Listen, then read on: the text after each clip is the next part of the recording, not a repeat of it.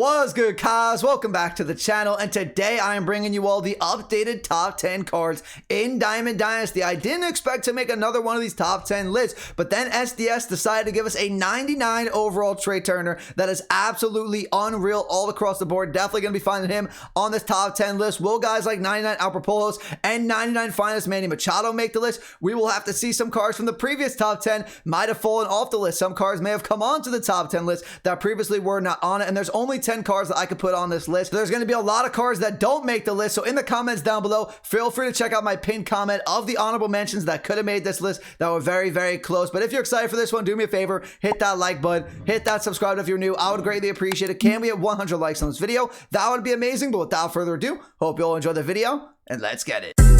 Minika, watch me on Twitch, ooh, I'm streaming. I'm on YouTube, subscribe to the channel, red button beaming. Let's get that sub count, take over YouTube, ooh, we teaming. My content so hot, ooh, yeah, I'm steaming. Ooh, yeah, I'm steaming. Red button beaming.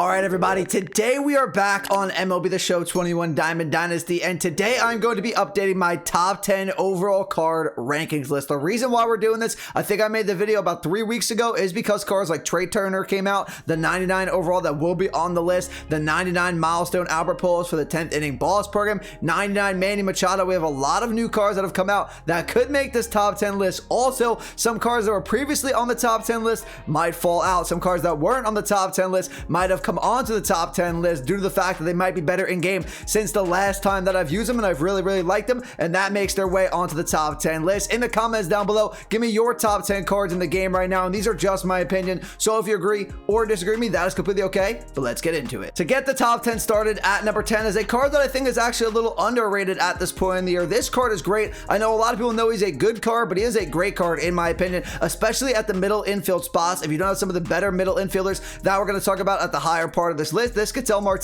can play second base or shortstop very well. He is excellent against lefty arms, max hitting stats against lefties, 125 contact and power against lefties. So when you're facing Aaron Loop late in games, this could tell Marte really takes advantage of that. He's also not bad against righties, sneaky pop against righties, 114 contact against righties, 102 power against righties. Very similar swing to Mookie Betts, and I love Mookie's swing, and he's a switch hitter. He's pretty decent defensively at the secondary position, second base and shortstop. 89 fielding, that will become 84 at the secondaries. 87 arm will stay the same, 95 arm accuracy will stay the same, and the reaction time will go to 87. Decent speed as well. He's 70 at base. Very underrated card. Doesn't have the most quirks for some of the other finest cards that we're going to talk about in a little bit, but definitely recommend picking him up if you need a good middle infielders in the NL West Team of Fantasy Season 5. At number 9, we have the 99 overall Babe Ruth, and I love this Babe Ruth card. Every card on this top 10 list, like I said already, is a great card. Every single card on this list is excellent in game, on paper, and this Babe Ruth is no different. Probably the best hitting stats in the entire game. Not going to get better than this.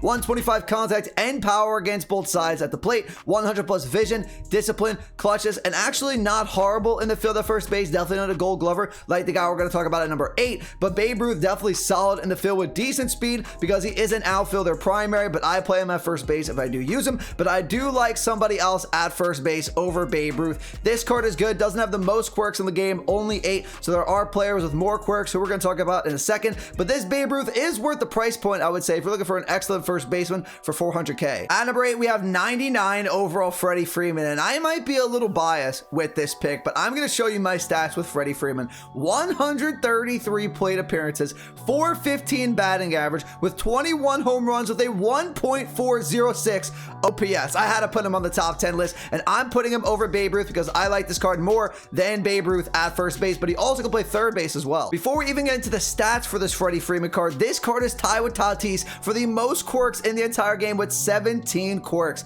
That is ridiculous. I don't think you guys quite understand how many quirks that actually is. This card pretty much has a quirk for everything in game, at the plate, in the field, and the stats themselves are insane without the quirks. In game with the quirks, this card is unreal. Freddie Freeman, super underrated, and you can play him at third base if you would like instead of first base if you want to use Babe Ruth and Freddie Freeman. I love this card. He's 125 contact against righties, 117 power against righties, great swing. I feel like everything I swing with him is hard hit, going over the fence. Watch the last 10 debut videos I've done. Freddie Freeman has homered in every single one of them. It's ridiculous. Fielding stats, he is actually a Gold Glover at first base, which is nice. 89 fielding, fielding, 89 arm, 95 arm accuracy, 94 reaction time, and decent speed for the first baseman spot with 59 speed. Freddie Freeman is super underrated. Definitely recommend giving him a try. If you want to pick him up, he's in the NL East Team Affinity Season 5. At number 7, I'm going with the 99 overall Justin Verlander. Now, it's difficult to rank pitchers and position players together, so I'm only going with one starting pitcher on this list, and I'm going with Verlander,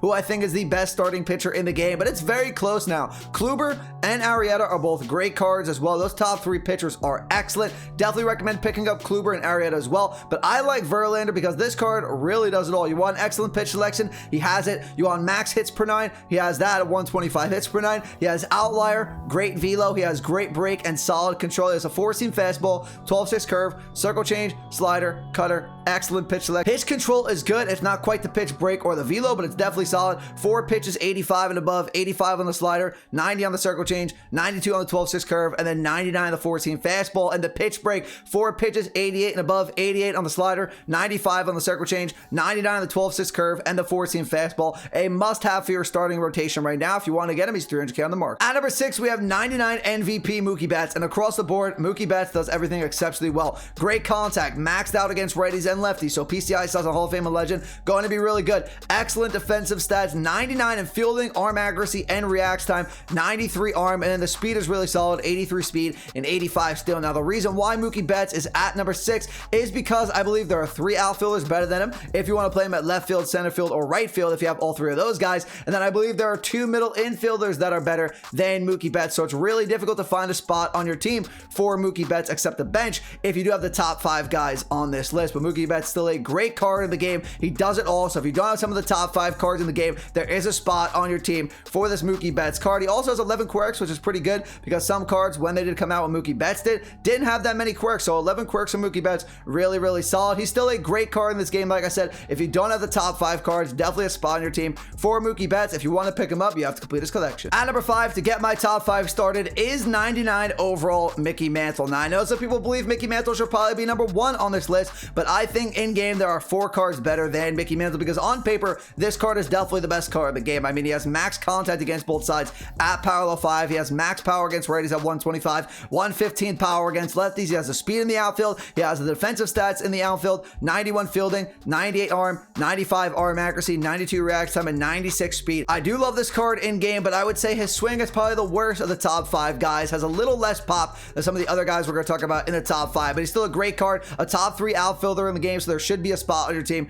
for Mickey Mantle right now. If you want to pick him up, it's in the AL East Team Affinity Season 4. At number 4, this brings me to the new 99 overall finest Trey Turner. Now, this Trey Turner on paper absolutely cracked out. 122 contact against righties, 125 contact against lefties, great power against lefties, and okay power against righties. The fielding stats way improved from the 98 version, 89 fielding, 83 arm, 80 arm accuracy, 87 react time, and obviously he's going to have that 99 speed and 97 steal. And like I said about Freddie Freeman, this card also has 17 quirks, so this card actually ties Tatis and Freddie Freeman as well for the most quirks in the game. I would say though, this 99 Trey Turner card doesn't play as well as that 98 Trey Turner did at the point when he came out compared to the point in the game when this 99 Trey Turner came out. He's definitely better than the 98 overall card, don't get me wrong, but what I'm trying to say is this 99 Trey Turner, we expected to be the number 1 overall card in the game, and I don't think he's quite that. The pop at the plate just isn't there for me like the 98 was. Obviously, he's better in every other aspect and still does have decent pop at the plate, but maybe I have to use him a bit more. I've only used it for 2 games so far, but I have talked to other people that have this Trey Turner card as well, and they feel the same way about the pop at the plate, but we'll see. Maybe we have to use Trey Turner a little bit more. Once we use him, maybe he makes the top 3. If you want to pick him up right now, you got to put a buy order in, like if you want to get Mike Trout for 1 million stubs, or you can get him in the event. To get my top 3 started, at number 3, we have 99 finest Fernando Tatis Jr. Now, at first, I know a lot of people, including myself, were having trouble with Tatis at the plate, something with the swing. The game was lagging when you were trying to use this Tatis card, but I feel like it's fixed now, and this Tatis delivers in all aspects. He is great in all aspects, not even good. He is great. Max power against righties and lefties at 125, contact against righties at 113, 119 contact against lefties, stud in the field with 98 fielding, 99 arm, 75 arm accuracy, and 98 reaction time, and then the speed is great with 98 speed, 97 steal. Not only is he a shortstop, he can play second base, third base, every single outfield position, and comes with those 17 quirks that actually he only has 16. Hold on one second. I gotta go back and check this. 12, 15, 16. Well, I thought he had 17. So Turner and Freeman actually have more quirks than Fernando Tatis Jr. My apologies there, but there's definitely a spot on your team for Tatis, whether that be in the infield, whether it be in the outfield. He plays up to the stats. In my opinion, a top 3 card in the game right now. If you want to pick him up, he's in the NL West Team Affinity Season 5. At number 2, we have 99 milestone Ken Griffey Jr. Now, Ken Griffey Jr. has an amazing swing. Probably the best swing in the game. His swing is butter. A lefty bat that destroys righties. He's great at the plate. He's excellent in the field. He's probably better than Mickey Mantle in the field. Not quite the speed that Mickey Mantle has, but at parallel 5, you will get Griffey to 90 speed and 87 still. But that swing alone is going to put him over Mickey Mantle, in my opinion. He's great at the plate. 119 contact against righties, 108 against lefties, 125 power against righties, 121 against lefties. Fielding stats, like I said, 99 fielding, 95 arm, 92 arm accuracy, and 99 react time. I can't wait to get my hands on him for my main team. I have used him in BR a couple times. This card is great. Definitely going to be picking him up at some point throughout the year, but he's super expensive right now because you have to complete his collection. And last but not least, at number 1, the best card in the game, no doubt about it. Anybody with this TROUT card will tell you, and anybody that doesn't have this TROUT card will tell you that he is the best card in the entire game, and I can't wait to get my hands on this Mike Trout card. I'm close to making World Series, close for my buy order to go through. I just want this Trout card already. Can't wait to use him on my main team. Best card in the game. He's great on paper, great in game, always has a great swing, and this Trout can get 99 speed. That is unheard of. Probably the best Trout card we have ever gotten in Diamond Dynasty. 122 contact against righties, 125 power against righties. We knew the righty hitting splits were going to be great, but the lefty hitting splits also great. 110 contact against lefties, 119 power against lefties. Fielding stats are great. 95 fielding, 85 arm, 91 arm accuracy, 94 react time, and like I said, at parallel 4, you can get this Mike Trout to 99 speed. There's nothing not to love about this Mike Trout card. I do wish, though, they gave him his live series quirks. I believe they took away either 4 or 5 of his quirks from his live series card to this 99 finest card, only with 9 quirks, but still, he's still the best card in the game. Doesn't matter. Like I said earlier, you have to put in a buy order right now for 1 million stubs if you want to pick up Trout and wait your turn for that to go through, or you can get him in ranked season. All right, everyone, that's gonna do it for the video today. My top 10 cards in Diamond Dynasty right now. If you agree with me or you disagree with me, that is completely okay. In the comments down below, feel free to give me your top 10 cards in Diamond Dynasty right now. Like I said earlier, though, there are so many great cards in Diamond Dynasty that couldn't fit on this list. I will leave a list of honorable mentions in the comments down below in the pinned comment, so make sure to check that out. But if you did enjoy the video, do me a favor, hit that like button, hit that subscribe button if you're new. I would greatly appreciate it, and make sure to follow me at my social links, which are on the screen for you guys right now. But that's good for me today, everyone. See you all in the next video. Have a great rest of your day. Peace out.